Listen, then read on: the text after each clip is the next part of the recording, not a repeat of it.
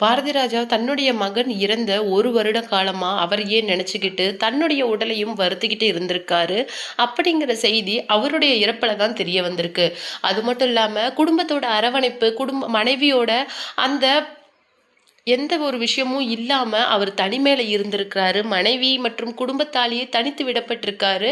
மகனுடைய அந்த மீளா துயரத்திலிருந்து வெளியில வர முடியாம கஷ்டப்பட்டுட்டு இருந்த பாரதி ராஜா, அந்த நிலைமையில கூட மனோஜ் பாரதி ராஜா இருந்து செய்ய வேண்டிய விஷயங்கள அவருடைய மருமகளுக்கு ஒரு அப்பாவா செஞ்சு குடுத்திருக்காரு.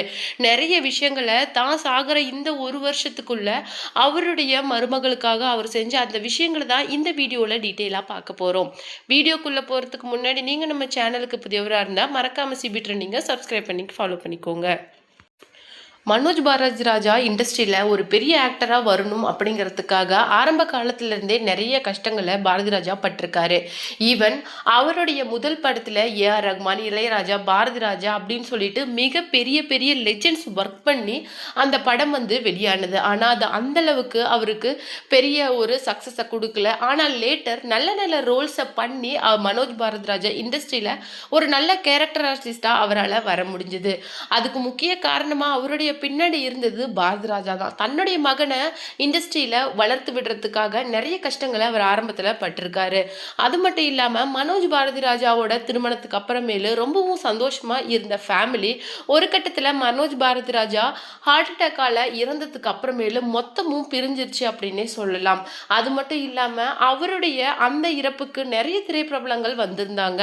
இன்னொரு முக்கியமான விஷயம் என்ன அப்படின்னு சொல்லிட்டு பாத்தீங்கன்னா, அந்த இடத்துல அவருடைய மனைவி ரொம்பவே ஒடிஞ்சு போயிருந்தாங்க. முக்கியமா சூர்யா முதல் ஆளா வந்து மனோஜ் பாரதி ராஜாவோட இறப்புக்கு வந்திருந்தாரு. இந்த மாதிரி நிறைய திரைப்பிரபலங்கள் முக்கியமா மனோஜ் பாரதி ராஜாவோட மனைவிக்கு ஆறுதல் சொல்லிட்டு இருந்தாங்க. ஒரு பக்கம் சீமான், இன்னும் பெரிய பெரிய ஆக்டர்ஸ் வந்து இந்த பக்கம் பாரதி ராஜாவை ஒரு பக்கம் தேத்துறதுக்கு இருந்தப்போ, அந்த பக்கம் மனோஜ் பாரதி ராஜாவோட மனைவியா எல்லாருமே சமாதானப்படுத்திக்கிட்டு இருந்தாங்க. ஆனாலும் எந்த ஒரு அழுகையும் இல்லாம, எந்த ஒரு சப்தமும் இல்லாம, நிசப்தமா அவங்க அமைதியா மௌனமா இருக்கிறத பார்க்கும்போது எந்த அளவுக்கு இடிஞ்சு போன கனத்த இதயத்தோட இருந்திருக்காங்க அப்படிங்கிறது எல்லாருக்குமே தெரியும். ஒரு வார்த்தை கூட பேசாம, ஒரு சொட்டு கண்ணீர் கூட விடாம, ரொம்பவும் இடிஞ்சு போய் நடக்கிற விஷயம் எல்லாம் உண்மையா அப்படிங்கிற ஒரு அதிர்ச்சியில உட்கார்ந்துட்டு இருந்தாங்க. தன்னுடைய மருமகளுக்காக பாரதி ராஜா என்ன விதமான செஞ்சு வச்சுட்டு போயிருக்காரு அப்படின்னு சொல்லிட்டு பார்த்தீங்கன்னா, நிறைய அசட்ஸ், அது மட்டும் இல்லாமல் அசையும் அசையா சொத்துக்கள், ஜுவல்ஸ் அப்படின்னு சொல்லிட்டு நிறைய விஷயங்களை அவருடைய மருமகளுக்கு செஞ்சிருக்காராம். அது மட்டும் இல்லாம மனோஜ் இருந்து செய்ய வேண்டிய நிறைய விஷயங்கள், அதுக்கு மேல கூட தன்னுடைய மகள்களை தாண்டி மருமகளுக்கு நிறைய விஷயங்களை செஞ்சு கொடுத்துருக்காரு. அது மட்டும் இல்லாம அவருடைய ப்ராப்பர்ட்டிஸ், அவருடைய ஷேர்ஸ் அப்படின்னு சொல்லிட்டு தன்னுடைய மகள்களை விட ஒரு படி அதிகமாகவே மருமகளுக்கு கொடுத்துருக்காரு.